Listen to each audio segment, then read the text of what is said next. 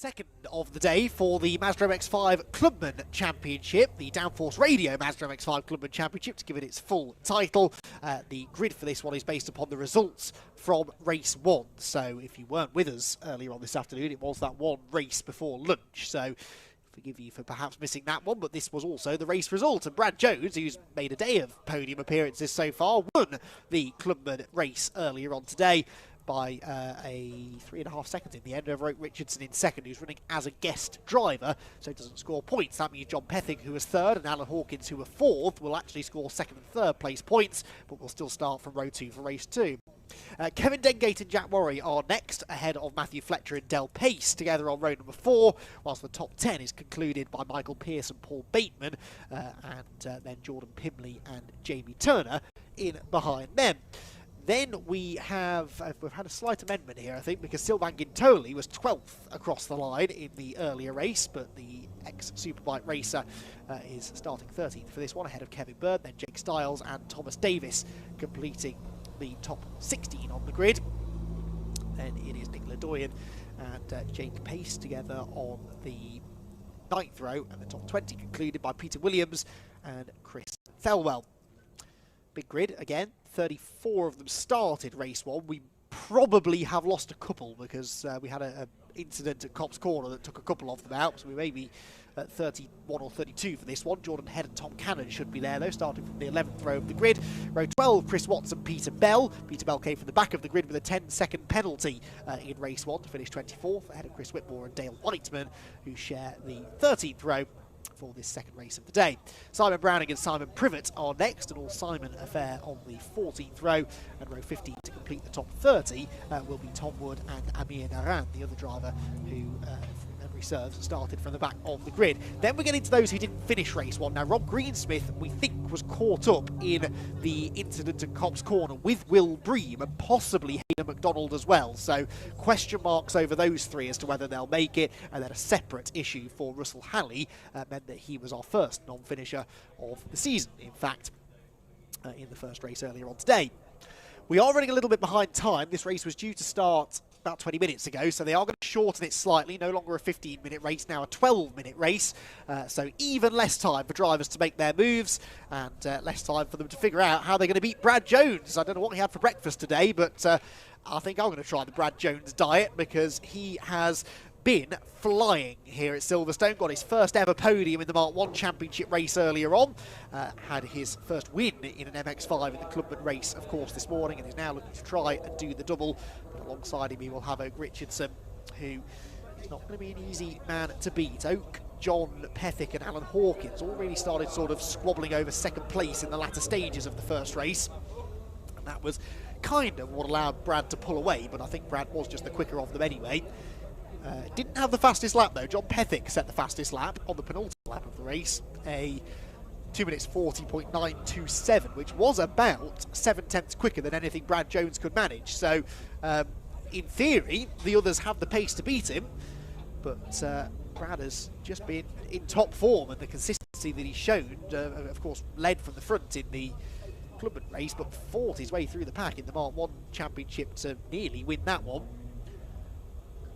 Brad will be very, very happy, I think, that he decided to also do the MX5 Championship races this weekend too, which was not originally the plan. He was originally going to be just focusing on the Clubman Championship this year, but there was a space on the Mark 1 Championship grid for him. He couldn't resist and went out and got on the podium. What can he do then in the second race for the Clubmans, his third race of the weekend? We're about to find out, because very quickly the 5-second board is shown, the lights flash on and immediately come off again, and we are underway then for 12 minutes of racing in Mazda MX5 Clubman, and into Cops Corner they will go, with Brad Jones on the right, Oak Richardson on the left. They're neck and neck as they disappear from shot through Cops Corner. Let's wait and see who gets down to Maggotts and Beckett's first. Also wait and see what the weather conditions are like, because we do have this little bit of rain in the air, which affected the Club Sport race a little earlier on. Looks as though the rain has abated now, but a couple of cars still running with windscreen wipers on as they dive for Maggotts and Beckett's for the first time. It looked as though everyone was getting through there cleanly. There is definitely 1 or 2 spots of rain still falling on the camera lens there. And Brad Jones, I think that is, through the gloom, who leads them out onto the hanger straight for the first time of asking. Livestream now starting to bunch them all back together again. It is Jones leading, and he has turned his wipers on, so it's definitely raining again over at that part of the circuit. Richardson second, Hawkins third, Kevin Dengate battling John Pethick for fourth position. And here comes the challenge for the race lead. Richardson up the inside line, but in the wet, that's not always the grippiest side of the road. We'll have to wait and see on corner exit who managed to come out of Stowe with the race lead. They're still debating it down into the Vale. Very wet, actually. Definite spray being kicked up over that part of the track. And yeah, the inside line wasn't the place to be, because not only does Brad Jones retain the lead, but actually Oak Richardson loses second place to Alan Hawkins. So Hawkins up into P2, narrowly missed out on the podium in the earlier race. Look at this mess coming through Club Corner. 2 by 2 by 2 by 2 by 2 they run. Very close quarter stuff there is sideways. Oh, just about hanging on to it. That was Kevin Bird in the number 59 car. Brilliant car control there through the double apex right-hander at Club. It is getting very treacherous out at this part of the track, and they're still insisting on going 3 wide through Abbey Corner. 888 there is Thomas Davis, the black car, and it's teaming it down at Village. This is properly wet now, and Brad Jones, faced with very different conditions than he had in the earlier race, slithers out wide through the loop. Is that Hawkins' opportunity to get through on the inside? Well, he draws level with Brad Jones as they come out of the hairpin and head for the Wellington Straight. Everybody else just desperately fighting for a clear bit of track, but that's a lot easier said than done when there isn't very much grip. Everyone's trying to find the grippiest bit of the road. And, well, look at this. 3 wide for the race leads. The inside Hawkins, the outside is Oak Richardson, and in the middle was Brad Jones. Is he going to be able to hold on to the lead? We'll find out in a moment, because they're 3 wide behind as well. And one of the Misty Racing cars coming up the inside, that's Tom Cannon. I haven't mentioned Tom Cannon all weekend long. He was 22nd on the grid. Surely not. Tom Cannon... Surely I misidentified that car. We'll find out at the end of the lap. The leader's sideways. Brilliant shot of Oak Richardson getting it all out of shape out of Luffield Corner. Barely avoids the right rear corner of Brad Jones's car. Jones will lead them then at the end of lap number 1. Ever worsening conditions here at Silverstone as they fight through the rain and the spray into Copse Corner. Jones leading, Richardson second, Hawkins third, fourth is Pierce, fifth for Del Pace, Silva Gintoli is in 6th position. Then Pimley, Dengate, Turner and Pethick to complete the top 10. So I think I did misidentify Tom Cannon then, because Tom Cannon has not shown up on the timing screen, it would seem. Yes, he's 20th, so I did get that wrong. There must have been someone else diving up the inside of everybody. Possibly Gintoli, actually. He was 26, and he has gained a lot of ground. 6th position for him. Get on the podium. Some drivers do excel in the wet, and as I touched upon during the Club Sport Trophy race, this rain that came initially 10 minutes from the end of that race will have caught out the Clubman drivers, many of whom will have put the dry setup on the car, or kept a dry setup on the car, and then gone down to assembly where the rain hit. So many of them won't have had the chance to change anything on the car, the dampers and things like that. And it may be that some of those who were later getting to the assembly area, ironically, benefited a bit. Damage there on the front of the number 50 of John Pethick, down in 10th position after a lively opening lap. We've had a lead change though, Oak Richardson going round the outside of Brad Jones. So Richardson back in front. Jones will not be panicking too much though. Well used to fighting at the front of the field now. Rainbow over the Silverstone Grand Prix circuit now. The weather really can't make its mind up at the moment. Bright and sunny at certain parts of the track, and pouring with rain at others. This is definitely one of the wetter parts of the circuit into Abbey. And Brad Jones back up the inside. Is Richardson going to try and hang tough? Well, he is, but Brad Jones wasn't going to let him have that bit of racetrack, and squeezed him up over the curb. So Jones then holds on to the lead. He looks very late on the brakes into Village though. Is that too late on the brakes? He was on a very tight line trying to stay off the rubber bit of the track, and seemed to work actually. He holds on to the lead, stayed on the track as they slide their way out of the loop. Brad Jones learning on the go, as they all are really, trying to figure out where the grip is or isn't more to the point. Oh, it's definitely not out over the painted curb, Brad. That was dangerous, and in fact Oak Richardson followed him, so Alan Hawkins gets the best run of the lot of them. Michael Pearce is 4th. Remember, he started race 1 from the front of the grid, didn't he? Second on the front row. He's starting now to become a factor in this as well. The green car just there, also hunting out wide for some grip through Brooklands. Hawkins looks to the inside at Luffield. You can see the car just doesn't want to turn though, understeers out wide. Richardson perhaps will have the most speed off the corner. Can he convert that now into an attack into Copse Corner? We're halfway through this shortened race, the second Mazda MX5 Clubman race of the day. And Michael Pearce going through in fourth position, side by side again for the lead. That's Jones up the inside, and Del Pace in fifth position, just set the fastest lap of the race as they now, the track is getting wetter but weirdly getting quicker because we're getting out of that greasy stage that the drivers don't really like. I don't think Richardson will have appreciated that either. That's the second time he's ended up over the curb trying to get around the outside of Brad Jones, and surely Alan Hawkins wasn't making it three abreast into Maggins, and Beckett's Richardson over the curb and slides through into the lead. That was aggressive stuff, but it had to be. Brad Jones wasn't going to relinquish the lead without a fight. He'd proven that already, and Oak did what he had to do there up over the curb, took the risk and got the reward, which is the lead of the race for now with 5 and a bit minutes to go. Pearce there trying his best to go with them in fourth. Fifth is Del Pace. Sixth place for Pimley now, actually ahead of Sylvain Gintoli. Also racing as a guest, so not scoring points here this weekend. That's something else for Brad Jones and Alan Hawkins to think about here as well. Two drivers who will be gunning for the championship this season. They don't necessarily need to beat Oak Richardson. I know they will want to, but they don't need to from a championship perspective. He gets deleted from the result as far as points are concerned. So if Brad Jones were to finish second to him, he'd still pick up the 100 points for a race win.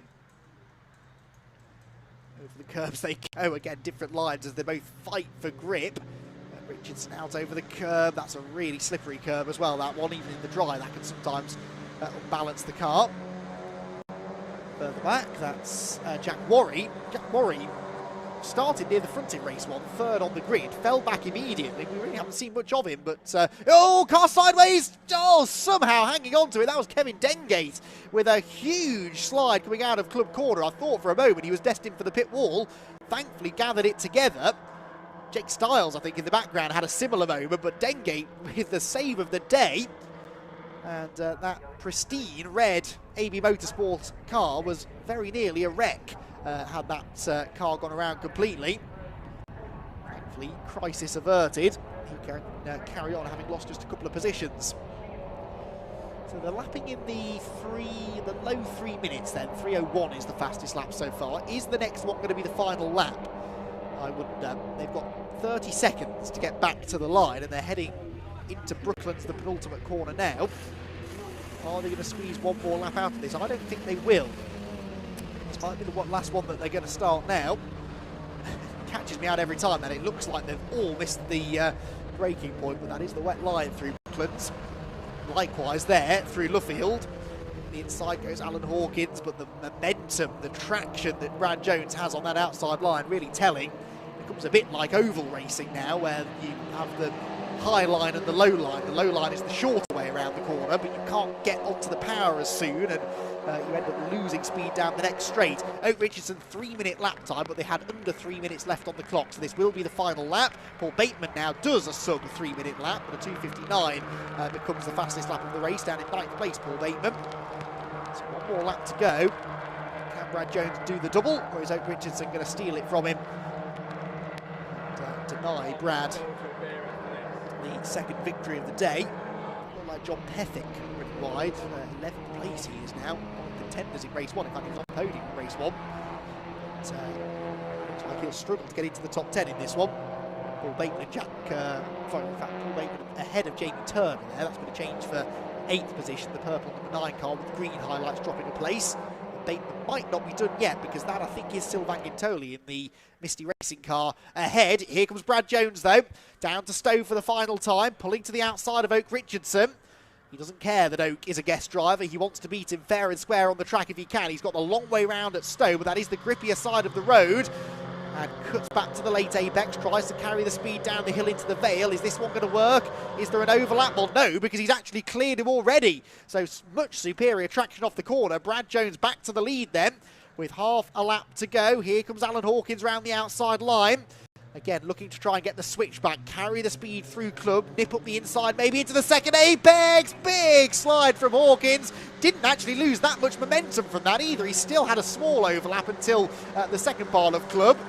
All of the drivers being really tested in these really treacherous conditions, and I'm sure they're all enjoying it. The heart rate will be spiking a little bit for Alan, but that was a fantastic bit of car control. Now, he might still benefit from this battle in front of him, as Brad Jones and Oak Richardson continue to go at it for the race victory. And Alan Hawkins won't hesitate to try and take advantage if they do trip over each other. Down towards Village they go, and Brad Jones has lost it. He's straight on, too late on the brakes. He snatched the brakes into the corner, and Brad Jones has thrown away the race lead. He might even fall off the podium here, because Michael Pearce is going to have a run on him now out of the loop. And Brad Jones's chance of a race victory may have just gone begging, I'm afraid. A tiny mistake going into the right-hand hairpin at Village. Really the only mistake he's made all day, that. Now, can Alan Hawkins have a go at Oak Richardson? He's into second place, he's got the slipstream, he's looking to the inside, but really he wants the outside line. Isn't as late on the brakes as Oak, but Oak is also fighting for control and slides out wide. Hawkins up the inside line, boots it up, he's got to be careful not to run into him. They just avoid contact, and somehow Oak Richardson hangs on. One more corner to go.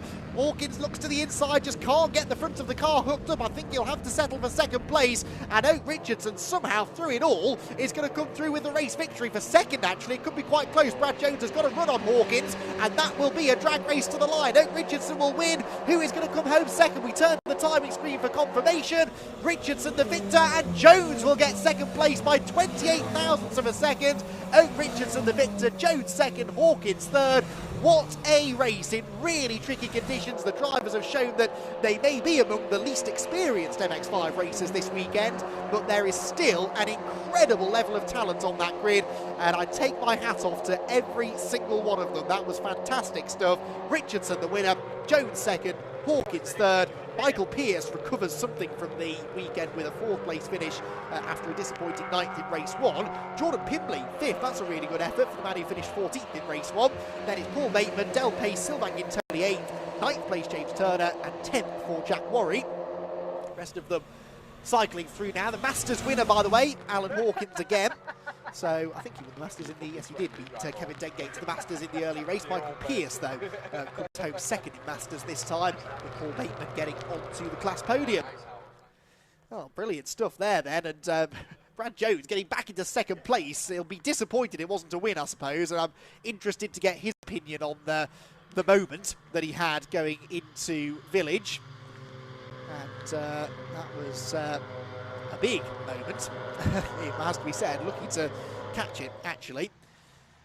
But brilliant car control from several of the drivers actually. Hawkins had some big moments at the end of the race too, and Brad did well not to spin when he went off at Village. But in the end, neither of them get the win. It's Oak Richardson who is victorious in the MX5 Clubman Championship race. But a reminder, as a guest driver, doesn't score points, so Brad Jones will take the 100 points again, as he did in race one, but I'm sure he'd have liked to have won that race on the road if possible. So we've been really spoilt with our MX5 racing today, as we hoped we would be. That is it for the Clubman Championship. Of course, the Mark 1s and Mark 3s will be back out again tomorrow. So, confirmation of the result then. Oak Richardson gets the win. Brad Jones is second and gets the maximum points. 100 points anyway, didn't get the bonus for the fastest lap, whilst Alan Hawkins in third wins in the Masters. Michael Pearce was fourth ahead of Jordan Pimley, Paul Bateman, Del Pace, Sylvain Gintoli, then Jamie Turner and Jack Worry to complete the top 10. Then it was John Pethick, Kevin Dengate, Thomas Davis, Kevin Bird and Jake Stiles, Matthew Fletcher ahead of Jordan Head, Jake Pace, Nick Ledoyen and Chris Bell to complete the top 20. Confirmation there that Paul Bateman did get the fastest lap with that 2:59. The only driver, I think, to break underneath the 3-minute bracket. Russell Halley was 21st, that's more like it, after his non-finish earlier. Chris Watts, Hayden McDonald, Tom Cannon and Chris Whitmore next. Then Simon Privet and Dale Whiteman with Amir Naran next. Then it was Wood and Bell with Simon Browning and Peter Williams. And in the one fully wet race that we've had this weekend so far, and as I said, the least experienced group of MX5 racers, certainly that we've got here at Silverstone, we had not a single retirement. That is really, really impressive stuff, and again, credit to each and every one of the drivers out there. They were fighting for control half the time, but they put on a really good show, and it was arguably an even better race than the first one, so sometimes a little bit of rain can spice things up quite nicely. So the MX5 Clubman drivers then, as I said, done for the weekend. They have a busy schedule, though, ahead of them. They will next be racing at Brands Hatch, another live-streamed event. In fact, the majority of their events this year are going to be live-streamed. So too will Croft as part of the TCR weekend in May. And Anglesey in June likewise. So busy season ahead for the MX5 Clubman Championship drivers, who have put on a really, really good show. Certainly not been outperformed by the other MX5 championships today, have they? Which has been great to see. The top 3 drivers, I believe, have made their way down into the pit lane now. So Richardson, Brad Jones and Alan Hawkins are about to catch up with Richard John Neal. Well, Oak's ship was steered through dangerous waters in that one to take the win, if you excuse the dreadful link into our intro for the race winner, Oak Richardson. We'll take Charlotte just giving him the BRSCC winner's hat and the bubbly and the trophy. Oak, let's get you over. We've got a square for you now to stand in, so we know where to go. Well done. Thank you very much. Very good. That was a very interesting race, wasn't it? Yeah, it was alright. It was pretty entertaining. It was a good scrap with Brad and a good scrap with Alan as well. So yeah, great fun. So you might as well now come out and do the rest of the season. Now you've got this wonderful car, you can drive it in the dry, you can drive it in the wet. Well, as I said before, I'll still sell it for 20 grand, so I'm not fussed about coming out racing for the rest of the year, but that was good fun. Really enjoyed it. Got my dad here, who's very, very ill, unfortunately, so he's managed to make it up for the last race and watch it, so really happy. Sorry to hear Dad's poorly, wish him well. Thank you very much. And when will we see? Will we see you on track again? I don't know, maybe. If I can find any time, but yeah, we'll see. It's a bit tantalising for us seeing you come out, build a car, come out, do so well in it, and then go away. But we understand the reasons why. Well, yeah, it's because it's wet. You just need big balls when it's wet, don't you? It's fine then. You need big round tyres for sure. But anyway, oh, well done, mate. Congratulations. Let's have a word with our man who took second position, lead championship points. Okay, he's on the mic at the moment, Brad Jones. Let's get Alan Hawkins over instead, who's in third place. So, Alan, first podium I think that I've had a chat with you about since Brands Hatch a while. We're going to get you in the green square, and then we're nicely framed for our club. Well done. That was a cracking race, wasn't it? It was a cracking race. I was hoping these two were going to take each other out, but they didn't. They didn't play fair. No, it was a good race. It was a good race. I just sat there and just hoped that the rain kept coming, because I like the rain. So short circuit racing helps. It was funny actually, because Andy McEwen, who was commentating on race, was talking about there's oval lines here, and I thought he was going to go, but he was talking about big oval racing, I think. But of course, short oval racing, your background back in the day, and I think we exchanged a couple of messages over the winter. Are you building a super stock, or are you out for the full year? Stevie Monk said he's going to organise for me to have a go in one of the classic super stocks. So he said, no problem, they'll sort me one out for a meeting, so we're going to go out and have another go in the old supers.